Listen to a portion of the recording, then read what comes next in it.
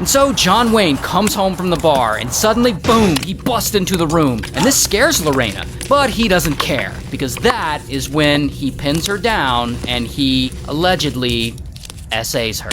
And then afterwards, when he's done, he passes out in the bed. While poor Lorena, she's just disgusted and she's sick to her stomach, and so she leaves the room and she goes downstairs. I mean, she doesn't want to be around him. And she goes into the kitchen to get some water, and that is when she sees it, a large kitchen knife. And so she starts thinking, fuck this guy. She is not gonna be a victim anymore. She's about to get her revenge. So she grabs the knife and she heads back upstairs to the bedroom. And John Wayne, he's still asleep, passed out, drunk as hell, no idea what's about to happen.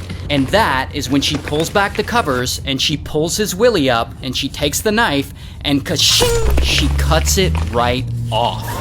And so she's standing there holding it and John Wayne wakes up like, what the f***?